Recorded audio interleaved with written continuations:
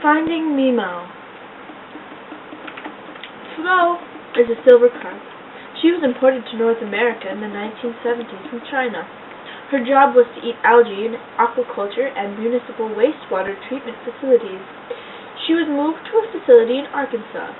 A group of her and her fellow carp decided to escape from the facility one day.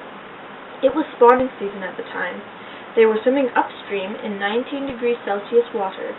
Once they escaped, Flo released her eggs into the water, and a male carp that was following her released his sperm, and that is the day that Nemo's egg was formed. Hi, I'm Nemo. I left my mom when she went upstream, and I want to find her. Is there any way that you can help me? Of course I will, Nemo.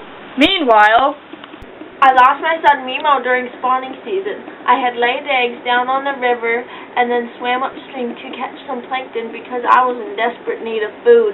All of the silver carp are predators to plankton. This makes competition harder for other plankton-eating organisms. I really miss my son Memo and I want him back.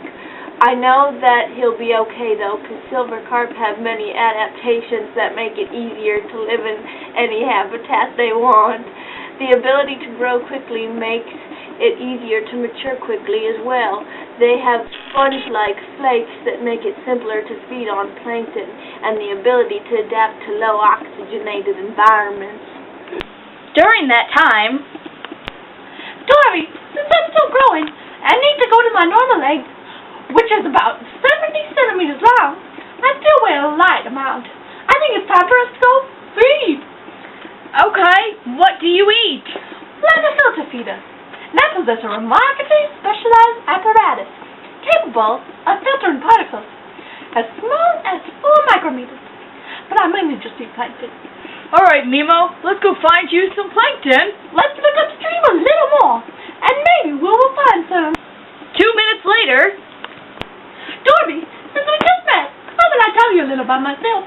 Okay, Nemo, tell me something interesting. Well, me and my kind, we live in rivers and streams, feeding in schools until spawning time.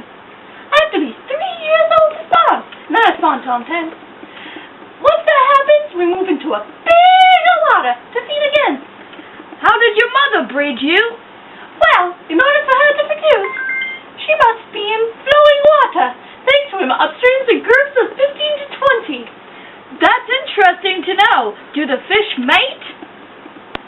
Those fish then release eggs into the water, and a little later, the male fish come upstream and release their sperm on the egg. I don't think I know of any other fish off the top of my scales that don't mate. Yeah, it is different, but it does make us unique. Why do you eat plankton out of everything else? Well, we are predators to many types of plankton. This creates a competition for other organisms to eat plankton. How are carps able to adapt to so many different environments? We grow very quickly, up to 3 to 5 pounds in the first year. Ability to mature quickly into sexual maturity, and lay 1 to 5 million eggs per year. Gill rakers use sponge-like filter that make it easier to feed on plankton. We have the ability to adapt to a low oxygenated environment. As they continue to swim upstream, they talk more about the background of Nemo to have the time pass by quicker. Do silver carp impact the food web? Well, silver carp eats huge amounts of plankton and detritus. Fish compete with native organisms like mussels, larvae fishes, and some adult fish, such as paddlefish, which results in a fewer and smaller sports fish. You know a lot about your native fish. I am impressed. Well, I guess you could say I care a lot about my family background. Do you have an economic impact? Recreational and commercial fisheries depend on fish populations. That could be affected by the carp. There are concerns for hunters and fishers. Although the carp may provide some use, like the development of new commercial and recreational fisheries.